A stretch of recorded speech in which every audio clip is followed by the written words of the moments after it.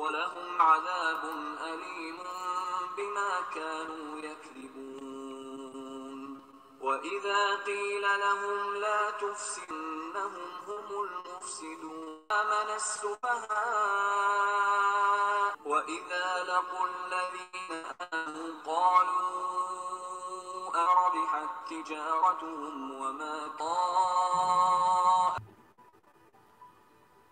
Қадірменді қазақ елі, қосамыз біз жеңеміз деп.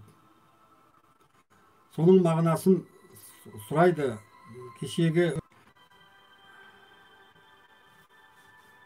сұрақтар туындауы мүмкін дейді. Өйткені жаңағындай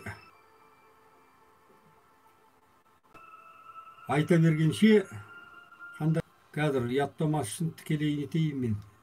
Қосамыздар егерде тікелей Алламен хабарласып, арысының девиз дейді, лозунгі болады да, мысал үшін. Өзінің жалпы несі, қырларыңыз, және де соны қалауың, сенімден сенімін талап ету сенімі. Сондықтан да біздің әрбір кейінгі жазған қағаздарымызда болсын, сөздерімізде болсын, осы ұран ең басында тұрады. Алланың елшілігіне сіздердің қалайлерді қалаған. Біз мұнау байлар тұрғанда қайдағы қайтанатын адамдардың ішкі тегінде, түсіндір ме? Осыны бір еске салып қояйын дегенім ғой.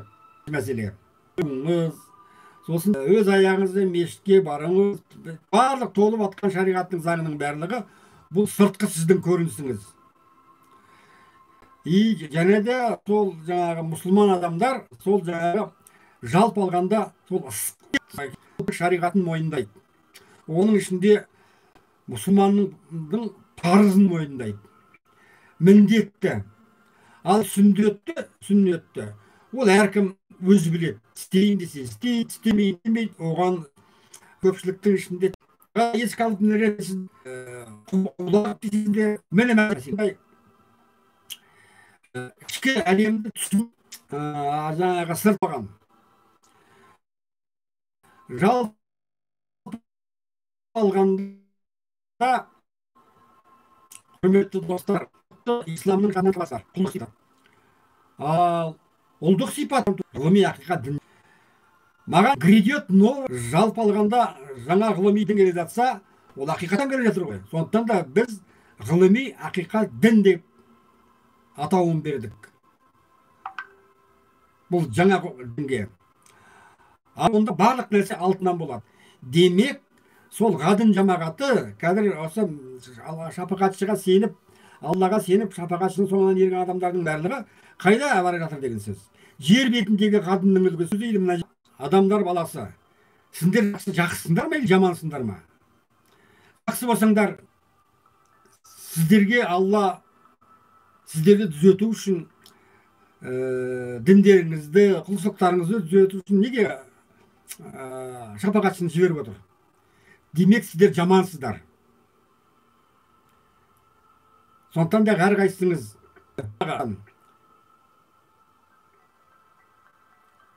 сенімді жаңағындай, ал кім өзінің сенімін көрсете алмайды, талап айтады. Егерде мен мақсам, анау дарындарды тазықты мақтауым керек еді ғой, Смановтарды мақтауым керек еді ғой, Құрбалайымны қол шапалақтап мақтауым керек еді ғой. Неге мен оларды мақтамай отырмын? Өйткені бар. Жалпы алғанда жаңағы діни ғұламалар, Тышқан мырза олардың өзі бастарыңды қосып Алланың алдында инабаттылықтар сұрамай сыйласыңдар ма сендер? Сендер кімді сүйсеңдер де, нені сүйсеңдер де, обратно бірдеңе дәметесіңдер. Тіптен жаңағы өзінің әйелін сүйсеңдер жасап жатырмын. Осының бәрін нығметке айтайын. Иттен үйреніңдер, сенімділік пен махаббатты. Мәселені шешіп алайық. Мен жоқпын, әдейі сіздер не дере айтады екен деген секілді. Мынау көбісі ақылмен өмір сүреді. Сондықтан дағы ол христиандардың өздері де біледі. Ол Інжілде де бар. Храм в сердце каждого из вас дейді. Сондықтан дағы әрбір мұсылман христиандар сендердің мешіттерің, Алланың үйі ішкі зікірлеріңде, еске алуларында, онда жаңағы жүректеріңізге, әрқайсыңыздың өзіңіздің жүрегіңізге бағынасыздар. Құбылаңыз да солай. Бәрі жойылады. Сөз бар, оны білесіздер. Түсіндіңіздер ме? Ал бірақ сіздердің көзіңіз бірге кетеді. Осы жағын қатты түсініңіздер. Демек, біздің ішкі сыртқы дүниелеріңізде амалдарыңызда шайтанның арбауы бар, сырттарыңызда жын бар. Сіздерді аңдып тұрған. Міне, сол жалғастыру үшін менде тақырып көп, бірақ қайсынан бастарын білмей отырмын. Сіздерге қайсының қайлар. Рахмет бәріңе де қолдау жасап жатырсыңдар. Бәріңізге де ортақ бір сәлем, және де барлығыңыздерге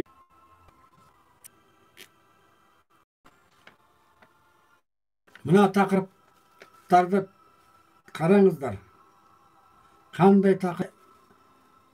Тікелей Алланың жолына түспейсіздер. Арабтар біз сендік дейді.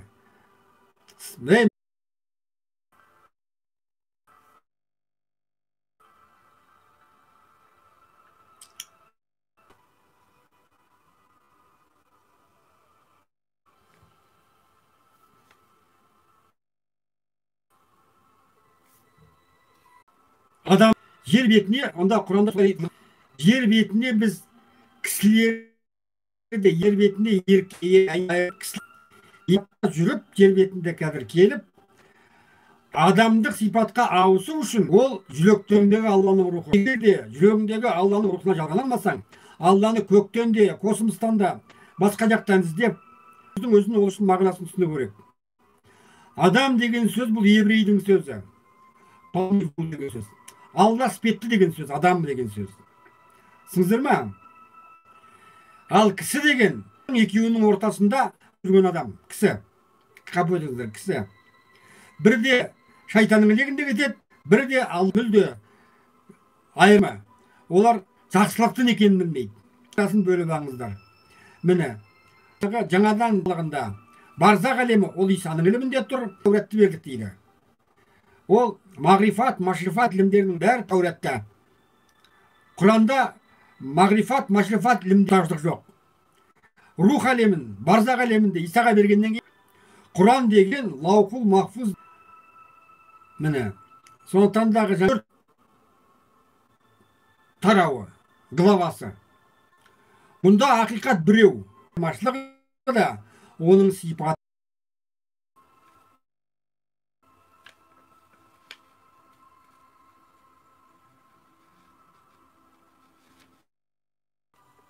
Жал керек. Және олар неше түрлі жаңағы сөз соқтылар. Мұхаммед пайғамбардың кезіндегі ислам, және де ол барлық адамзатқа парыз. Христиандардың ұстанып жүрген несі ол басқа. Қате.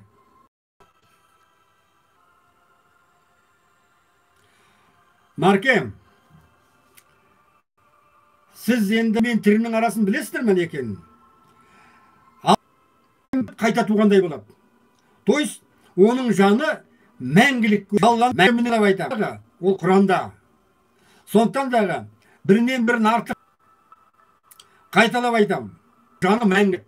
Бұл дүниеде ол биологический смерттен өтеді. Ал бірақ тірі олар тәні де жан. Ей, деп бір айтады біреуге, сен тірі дейді. Неге? Сенің амалдарының бәрі жын мен шын азғыруындасың деген сөзді.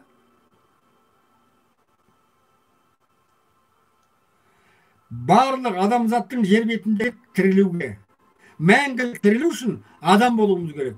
Адам болуының себебі тірідей келіп, тірідей мәңгілік өтіп құран. Ол тірі келіп, тірі кеткен жан. Түсініңіздер ме? Осы жерін қатты түсінулеріңізді сұраймын. Саламыз, опамай, бірақ арырақ мағынасына мән бермейміз.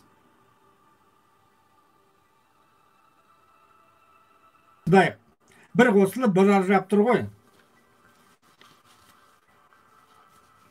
Тағы жүріп тыңдауларын керек қой. Сонда әр уақытын өзінде екі-ақ кісі отыр. Көрдіңіздер ме қалай? Көбісі қызық қыртын қиямет көз. Бір шыбын жандарыңды сақтаңдар. құтқарыңдар. Және өткен күннің өзінде де біз космический уровеньде Алламен тікелей связьда болатындай болуымыз керек. Толық сенімге қарап отырсаң, сендер олардан қандай өзінің мұсылманша құлшылық бастысы ана жүректеріңе бәрі. Қайталап айта береді деп ойлау, қайталап.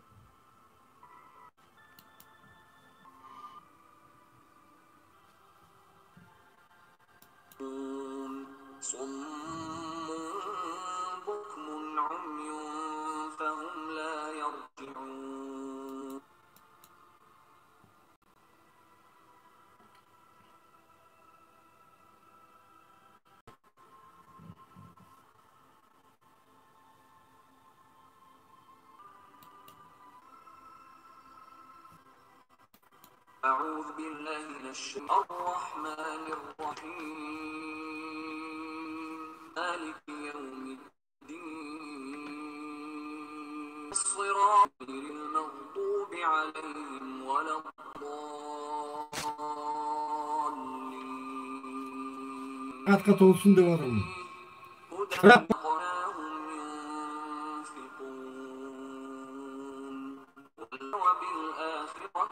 Өтіріккен жын мен адам тұра ешкім ешқандай істей алмайды. Жын да, шайтан да сендерді тек қана рухтан айырылған кездерінде ғана. Ол кісілік.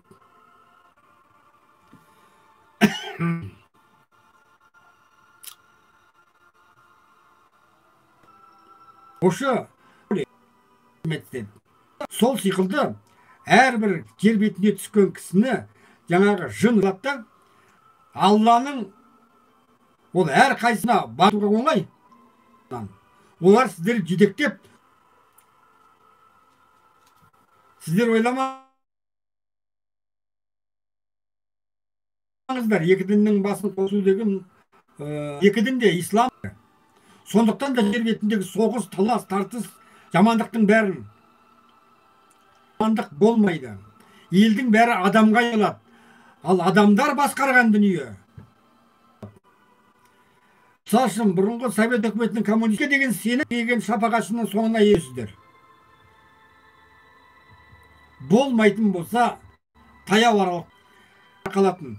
Сол сиқылды жаңағы орта ғасырлық дәуірге қайтып өткенсіздер, дайындықтан өтпесіздер. Сондықтан да кімде-кім мені түсініп, кімде-кім осы екі діннің басын қосылуға ынтасын ерсе, медеу, оның рақым мейіріміне үшін жаңағы мен айтқандай адамдық қалыптарыңызға кет. Сондықтан дағы кімде-кім мен туралы Алланың осы 14 күні кешкі сағат осылай жалпы алғанда қазір тікелей эфирге қатыспасаңыздар да, сол кезде жаңағы ютубтан шығасыздардағы менің каналымды ашасыздар. Сонда загрузкиді басасыздар. Сосын ол жерде Ескелді деген мырзаның жаңағы жазуын қалай